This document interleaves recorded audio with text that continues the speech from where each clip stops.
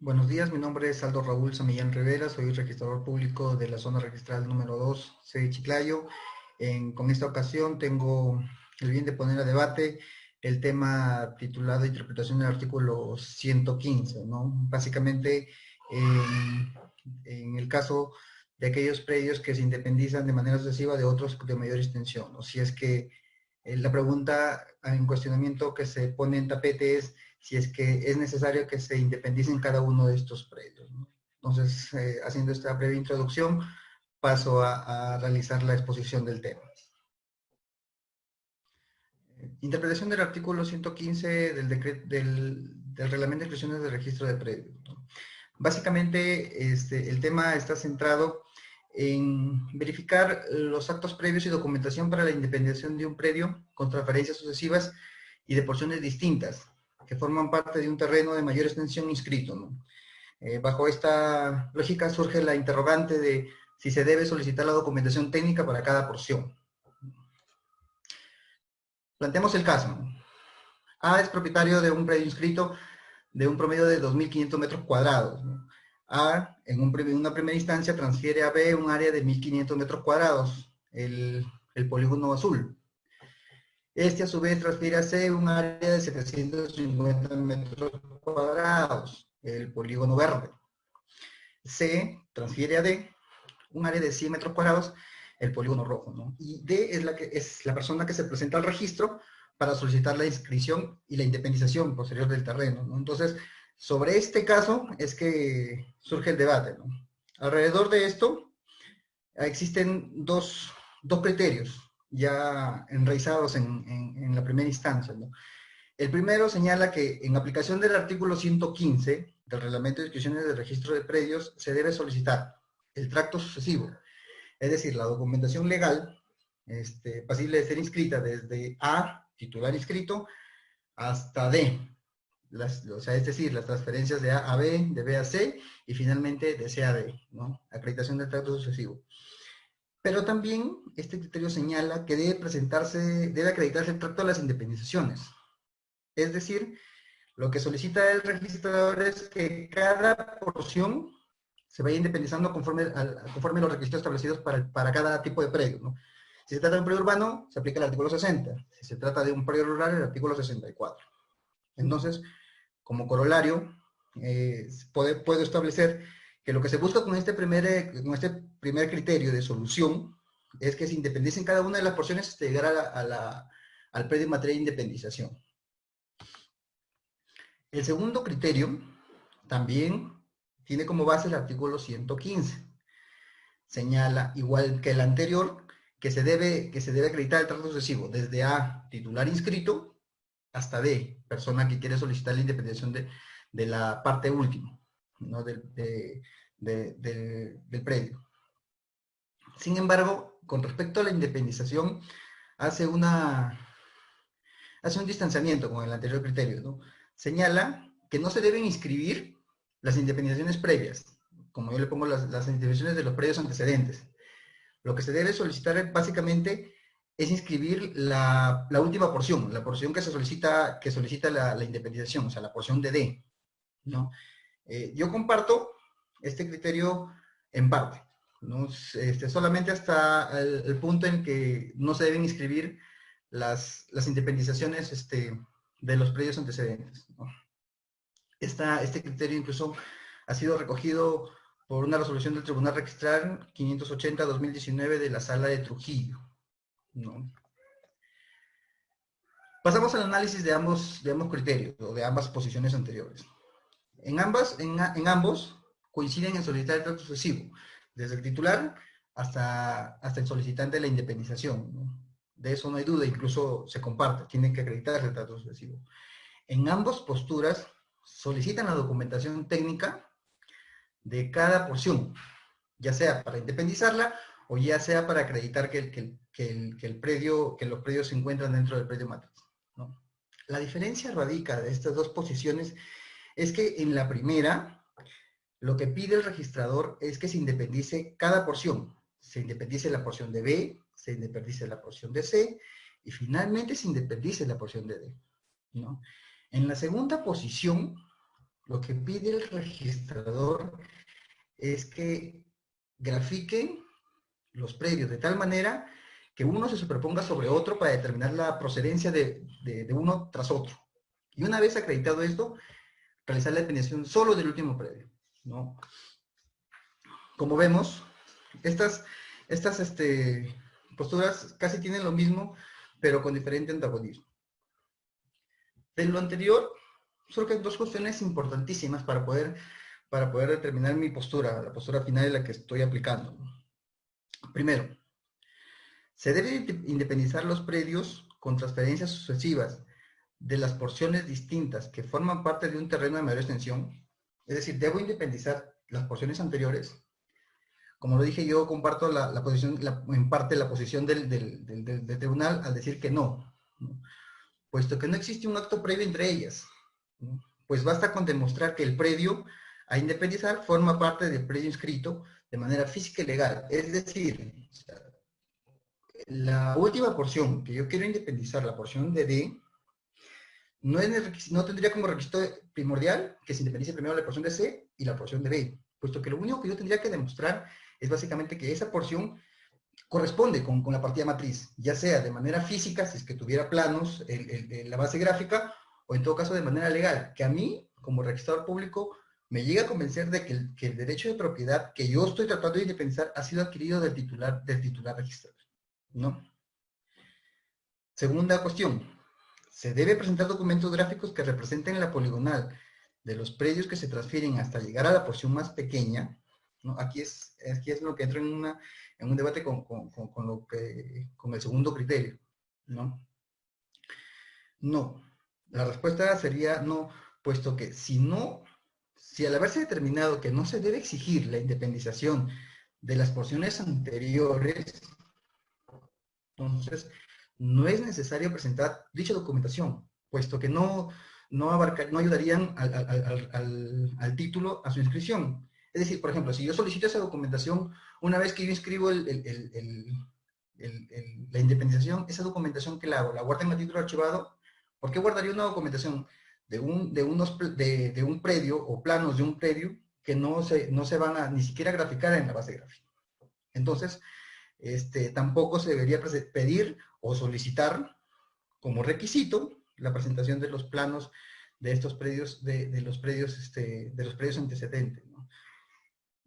Esta situación abarca un tema coyuntural, puesto que lo que estamos haciendo actualmente con esas dos posiciones es trasladar al usuario una sobrecarga, a pesar de que él ha cumplido con presentar los requisitos legales para la independización de su predio, ¿no? O sea, yo es lo único que el usuario busca es independizar su predio, acredita el tracto sucesivo desde el titular registral hasta él, y asimismo presenta los planos del predio a independizar, y si tuviera área remanente, si se pudiera determinar el área remanente del predio matriz, los planos del área remanente. Por lo tanto, no sería exigible la presentación. Lo pongo como con signos de admiración, no existe razón para solicitar los planos de cada porción, ¿no? Y lo paso a describir bajo los siguientes fundamentos. El artículo 115 del reglamento de inscripción del registro de predios señala que para inscribir actos que impliquen variación de la titularidad dominial respecto de predios inscritos debe procederse a la previa independización. Acá el punto importante es, señala que para inscribir actos que impliquen la variación de la titularidad dominial. Es decir, si yo o el usuario presenta un título donde digo que quiero independizar una porción que a mí ha sido transferida y que a la vez yo le acredito al registro que esa porción ha sido adquirida de manera sucesiva por otros propietarios, esa variación de titularidad es la que yo quiero registrar. Entonces el artículo 115 dice, si tú quieres independizar ese predio por haber variado la titularidad dominal por transferencia, acreditando el grado sucesivo, lo que debes hacer es presentar la documentación de ese predio, no de los predios anteriores, porque los predios anteriores simplemente están para acreditar el trato sucesivo y básicamente identificar que el predio que trato de independizar corresponde con la partida matriz, ¿no? Ahora, el artículo 115 debe interpretarse en concordancia con el artículo 58 y 59 del mismo reglamento, ¿no? El artículo 58 nos da la conceptualización de independización. Señala básicamente que para todo predio se independicia debe crearse una partida electrónica, lo que llamamos el principio de especialidad o el principio de determinación. El artículo 59 da los requisitos generales para la independización. En este caso, señala que todo título que da mérito a la independización debe contener el área del predio que se independiza o el área del predio que se desmembra y en su caso el área remanente.